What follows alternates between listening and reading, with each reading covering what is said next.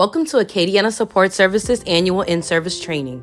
In this year's training, we will cover the following topics: hospital admission policy, first aid at a glance, home oxygen safety, recipients' rights, social media and HIPAA, abuse, neglect, and exploitation, lasers, EVV system, and timesheet policy. Let's first talk about hospital admission policy. Medicaid policy. Medicaid policy states that two agencies cannot bill for a client at the same time. This means if your client is in the hospital, rehab, or any other facility that bills their services under Medicaid, you must clock out and report the event to ACADIANA Support Services immediately. For clients that attend daycare or day rehab, it is important that you don't overlap your time with the facility. Claiming time during a client's stay in another facility is considered Medicaid fraud. Following this policy is extremely important, and failure to follow this policy can result in disciplinary action. Our next discussion will be on first aid. It is important to know the proper response for incidents and accidents that can occur. The first thing to remember is that 911 should be your first contact for any severe incidents. Let's take a look at first aid at a glance. Here are a few signs and symptoms that you should be aware of the proper first aid for: burns, cuts or wounds, fractures or dislocations, heart attack, loss of consciousness, poison, and shock. If the ailment is severe, always contact 911 immediately. Administer CPR if required. Use first aid kit if available. And always ensure clients' comfort until help arrives. Let's look at home oxygen safety. Let's go over the do's first. Do display no smoking signs in and outside of the home. Store oxygen tanks upright. Stay 10 feet away from anything that may cause a spark. And have smoke alarms on every level of the home. Let's check out what we shouldn't do. Don't smoke ever.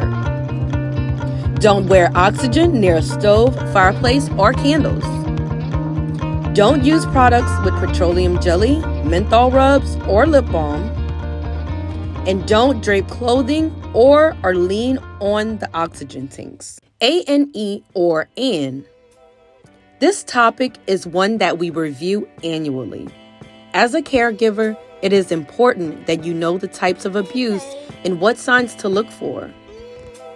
It is also important to know that you understand what your responsibilities are in regard to reporting abuse, neglect, and exploitation.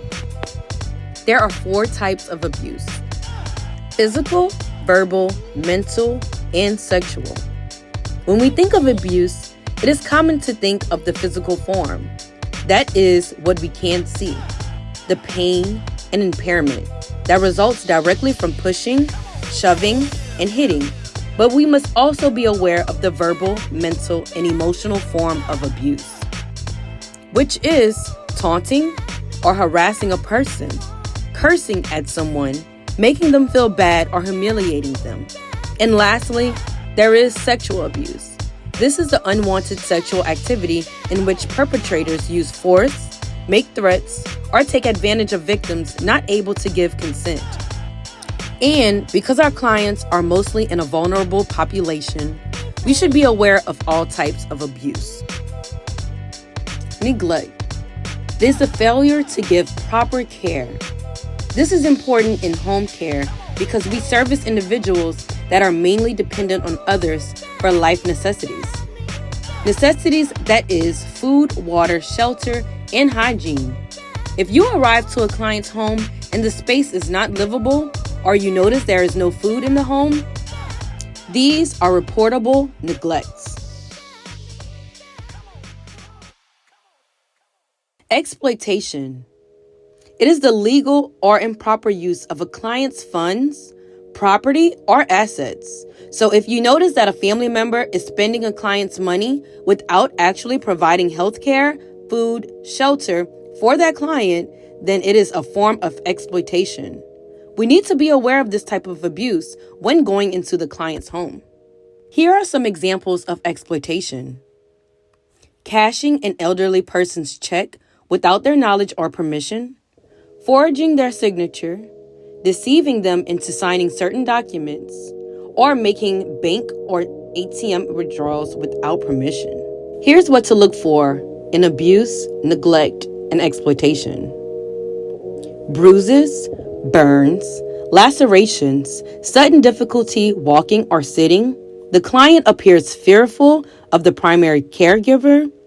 Dehydration or hunger because fluids and food are being withheld. New pressure ulcers. Physical problems because meds are being withheld.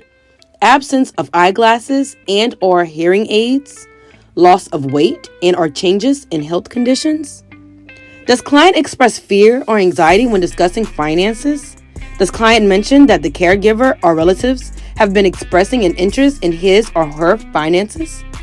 Does the caregiver and client resist assistance that will cost money? If you suspect that your client is being abused, neglected, or exploited, you must report.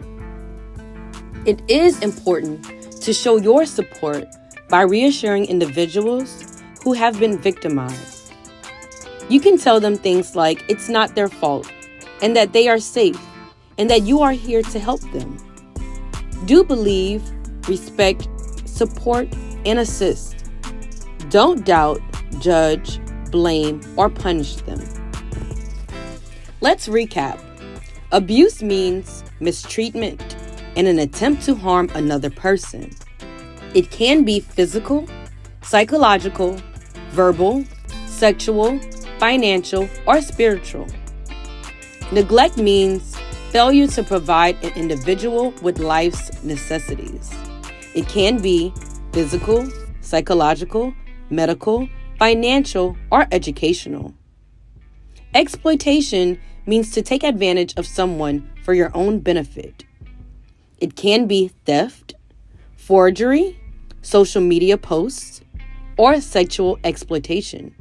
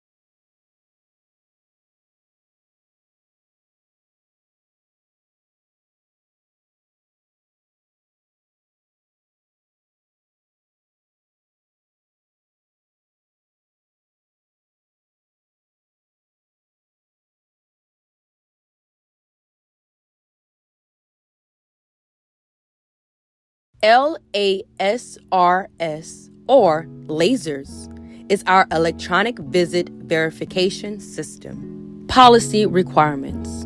Username and password. Your login credentials is your signature. Therefore, you are prohibited from sharing your information with anyone, and using another's credential is fraudulent. Time clock. All DSWs are required to clock in and out for services rendered to participants. It is the responsibility of the DSW to report any issues experienced with the laser system to the office. Timesheets. ACADIANA Support Services Policy and Compliance. Policy requirements. Timesheets are due by noon on Mondays. Be sure timesheets are filled in properly, as this could cause delay in payroll. Compliance. Timesheets are to be filled in completely. Make sure to put participant's name, date of birth, select the service, DSW's name, fill in dates, Sunday through Saturday, initial next to each task completed. Document time in and time out. Document daily total, weekly total, and obtain all required signatures. To ensure your compliance with our policies and procedures, you will now be taking an exam. Good luck and see you next year.